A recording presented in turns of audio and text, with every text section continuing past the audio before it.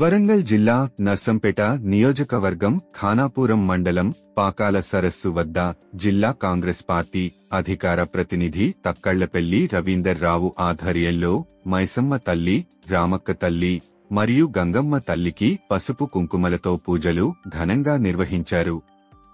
పాకాల సరస్సు కింద రైతాంగానికి సకాలంలో పంటలు పండి అధిక దిగుబడి రావాలని, ఆయురారోగ్యాలతో సుఖ సంతోషాలతో ఉండాలని తక్కళ్లపల్లి రవీందర్ రావు వేడుకోవడం జరిగింది. ఈ కార్యక్రమంలో అశోక్ నగర్ అధ్యక్షులు ఎల్ది శ్రీనివాస్, అయోధ్య నగర్ కాంగ్రెస్ గ్రామ పార్టీ అధ్యక్షులు గుండ్ల యాకన్న, కార్యదర్శి పెండ్లిరాజు, ఎస్టీ సెల్ మండల మెంబర్ భోక్యా ఏరియా, బీసీ సెల్ అధ్యక్షులు కొంతం రాజు, ఎస్టీ సెల్ అధ్యక్షులు బానోతు విజయ్, మండల పార్టీ నాయకులు బానోతు మల్లేష్, బానోతు రమేష్, శివరాత్రి యాకన్న, సీనియర్ నాయకులు గొట్టం జనార్దన్, కర్రే మల్లయ్య, యూత్ కాంగ్రెస్ అధ్యక్షులు కుస మునందర్, ఎస్సీ సెల్ అధ్యక్షులు జాడి వెంకటేష్, బీసీ సెల్ అధ్యక్షులు కాదురు సారయ్య, ఉప అధ్యక్షులు గాలి మల్లయ్య, యూత్ సభ్యులు బొంపెల్లి అనిల్, వజ్జ శ్రవణ్, వట్టం సతీష్, అలవాల రమేష్, దూస కుమార్, నిమ్మల రమేష్, ఈర్ప లక్ష్మణ్, దుంపోజు హరీష్, రమ మరియు తదితరులు పాల్గొన్నారు.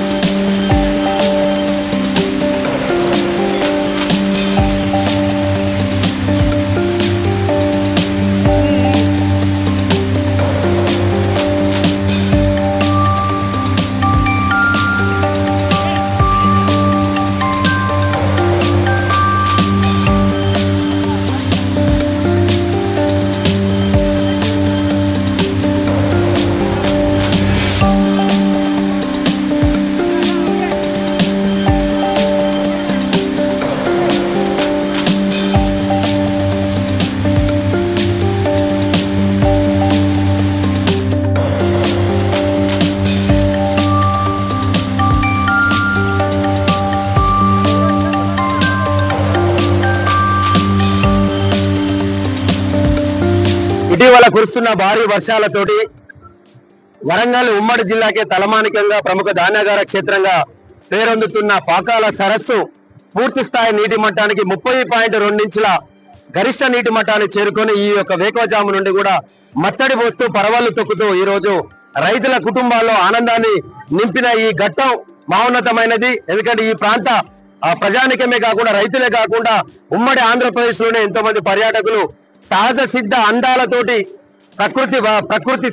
అందాలతోటి వెలగొందుతున్న ఈ పాకాల సరస్సు పూర్తి స్థాయిలో చెరువు నిండినాక దీని అందాలు చూడాలి అంటే కూడా కనువిందు చేసే రీతిలో కూడా ఇక్కడ ఉంటున్నాయి. మీరు చూస్తున్న ఈ యొక్క ఘట్టం కూడా చాలా మహోన్నతమైంది. ఇది వేకువజాముననే పరవళ్లు దొక్కిన మరుక్షణమే నేను, నాతో పాటుకున్న ప్రజాప్రతినిధులు, మాజీ ప్రజాప్రతినిధులు, ఈ యొక్క పాకాల సరస్సు ప్రేమికులు, కాంగ్రెస్ పార్టీ నాయకులు అందరం కూడా వచ్చి తొలుత ఆంజనేయ స్వామి టెంపుల్ వద్ద, అదే విధంగా మైసమ్మ తల్లి వద్ద, ఇప్పుడు ఈ యొక్క మత్తడి వద్ద పూర్తి స్థాయిలో కూడా పూజలు చేసి పసుపు కుంకుమాల గంగమ్మ తల్లికి సమర్పించుకొని, పూలను గంగమ్మ తల్లికి సమర్పించుకొని నిండుగా ఆ